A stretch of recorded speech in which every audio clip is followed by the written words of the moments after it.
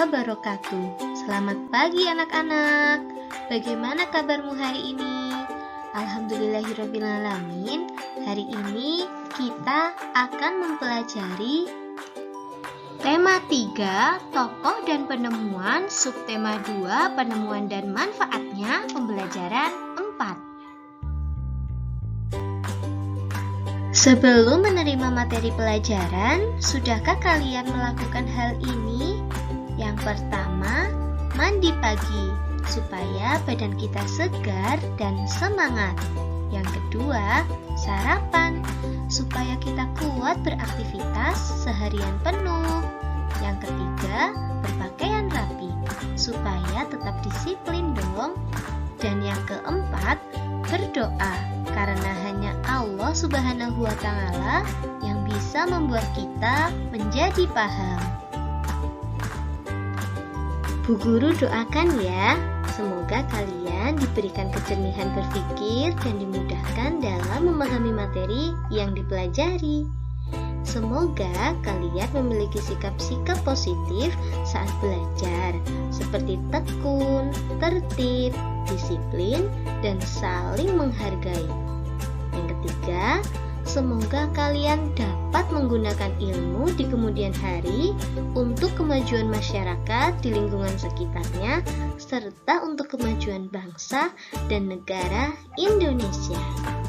Dan semoga kalian dapat menjadi manusia yang bermanfaat bagi keluarga, lingkungan, serta bangsa dan negara Indonesia. Tujuan pembelajaran hari ini adalah yang pertama, setelah berdiskusi, kamu mampu mengidentifikasi contoh pelaksanaan kewajiban dalam kehidupan sehari-hari dengan terperinci. Yang kedua, setelah berdiskusi, kamu mampu menjelaskan dampak dari melaksanakan dan tidak melaksanakan tanggung jawab terhadap kewajiban dengan terperinci. Yang ketiga, setelah berdiskusi, kamu mampu mengidentifikasi kalimat efektif dari teks tentang penemuan dan manfaatnya dengan benar.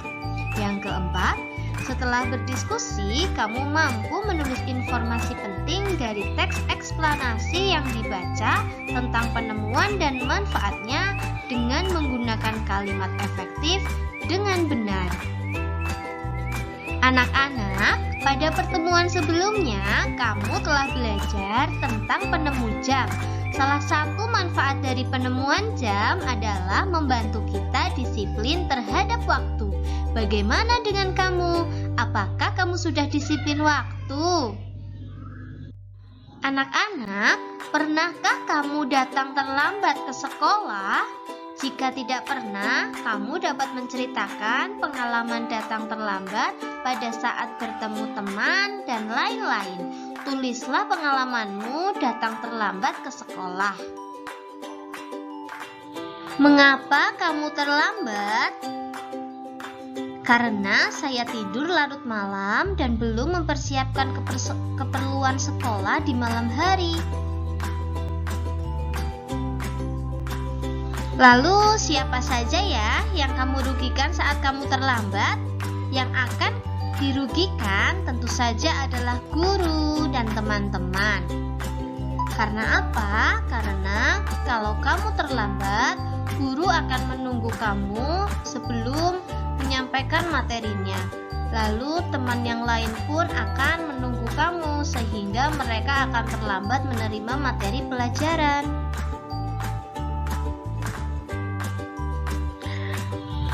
Ketika kamu terlambat, adakah dampaknya bagi kamu? Ada, saya tertinggal materi pelajaran. Apakah ketika kamu terlambat, kamu sudah mengambil hak temanmu untuk belajar dengan nyaman? Iya, saya sudah mengambil hak teman untuk belajar dengan nyaman.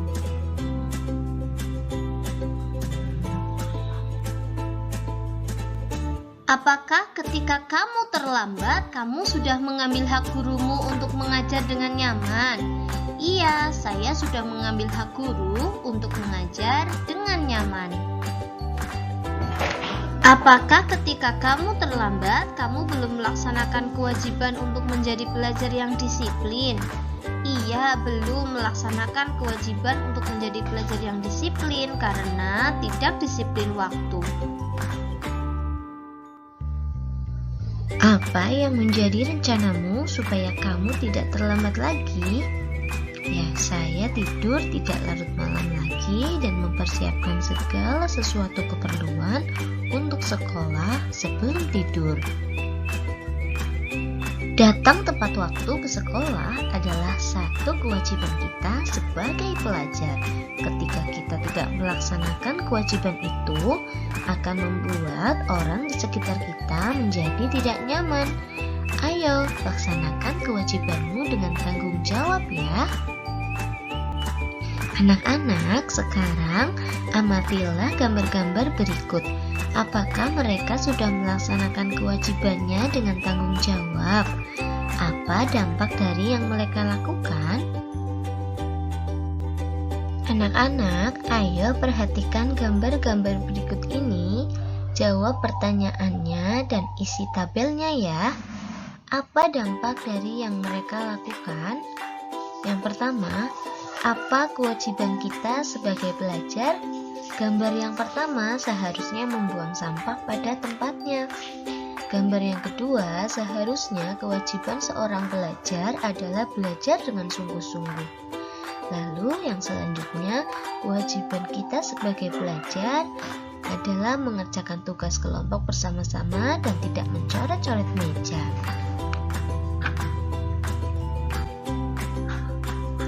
Apa dampak dari yang mereka lakukan? Apakah mereka sudah melaksanakan kewajiban sebagai pelajar?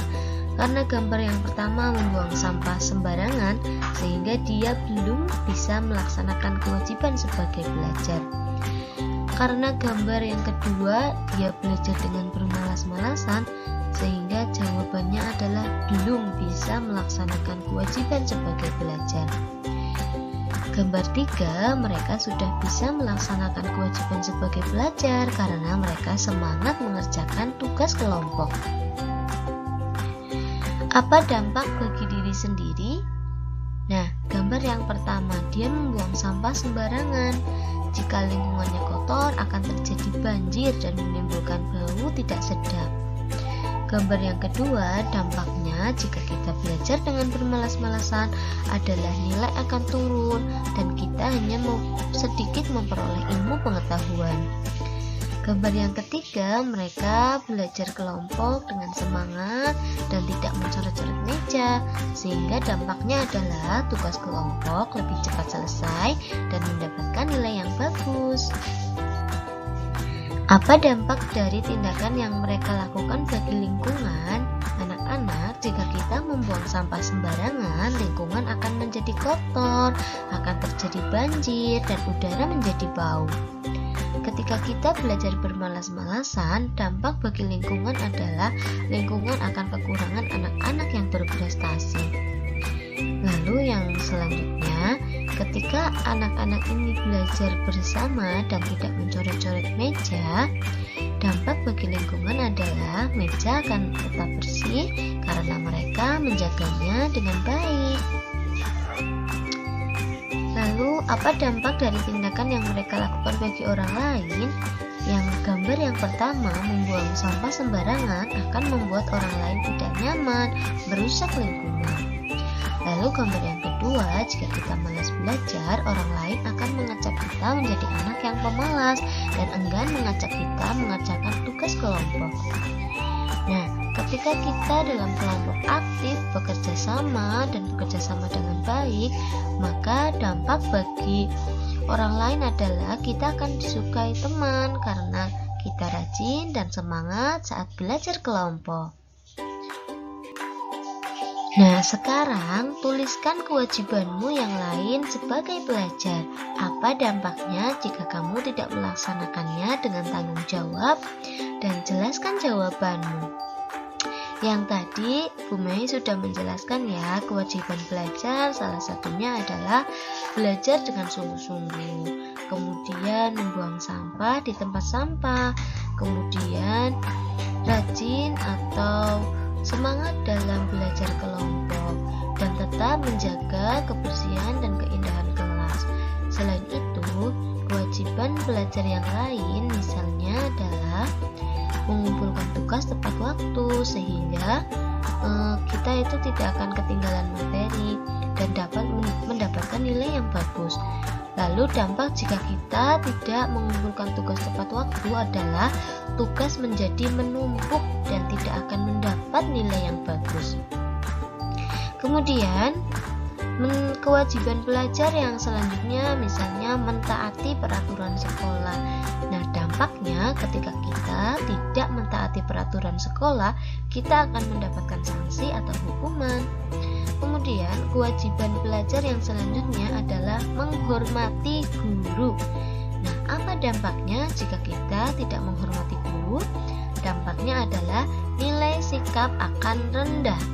Ya, anak-anak, sekarang tulis tabel ini di bukumu. Kemudian tuliskan sebanyak-banyaknya kewajiban belajar dan dampak jika tidak melaksanakan kewajibannya dengan tanggung jawab. Kamu boleh meminta bantuan orang tuamu untuk mengerjakannya. Semangat ya anak-anak. Setelah kita belajar tentang kewajiban belajar, kita akan belajar tentang pengertian kalimat efektif. Kalimat efektif adalah kalimat yang membantu menjelaskan sesuatu persoalan secara lebih singkat, padat, jelas, mudah dimengerti, dan diartikan. Kalimat efektif adalah jenis kalimat yang memiliki kemampuan untuk menyampaikan gagasan pembicara atau penulis kepada pendengar atau pembaca yang baik. Kalimat efektif terdiri atas unsur-unsur kalimat meliputi subjek, predikat, objek, dan keterangan atau SPOK dan menggunakan kaidah bahasa Indonesia yang baik dan benar. Tentu saja menggunakan kalimat baku. Lalu apa ciri-ciri kalimat efektif? Yang pertama, setidaknya memenuhi dua unsur pembentuk kalimat, yaitu subjek dan predikat. Yang kedua, kelogisan bahasa atau dapat diterima oleh akal kita. Kemudian yang ketiga, kecermatan dalam pemilihan dan penggunaan kata. Yang keempat, hemat, tidak menuliskan kata yang bermakna sama. Yang kelima, kesatuan atau kepaduan gagasan. Jadi kalimatnya itu nyambung ya. Lalu yang keenam, ketegasan kalimat atau artinya itu jelas. Begitu ya anak-anak. Pada pembelajaran 1, kamu telah membaca teks tentang si kotak ajaib. Kamu telah menemukan kalimat tidak efektif pada teks tersebut. Contohnya, para tamu-tamu duduk di kursi. Perhatikan kata para. Apa makna dari kata para? Kemudian, perhatikan kata tamu-tamu. Apa makna dari kata tamu-tamu? Ya, kata para menunjukkan banyak dan kata tamu-tamu juga menunjukkan tamu yang banyak. Kita dapat menghilangkan salah satu karena salah satu ciri kalimat yang efektif adalah hemat, tidak menggunakan kata yang bermakna sama. Sehingga para tamu-tamu duduk di kursi jika diubah menjadi kalimat efektif menjadi tamu-tamu duduk di kursi atau para tamu duduk di kursi. Nah, sekarang tugas kamu adalah buka teks tentang si kotak ajaib, kemudian ubahlah kalimat tidak efektif yang kamu temukan pada teks si kotak ajaib menjadi kalimat yang efektif. Tulis di buku tugasmu ya. Terima kasih atas perhatiannya. Billahi taufik wal hidayah. Wassalamualaikum warahmatullahi wabarakatuh.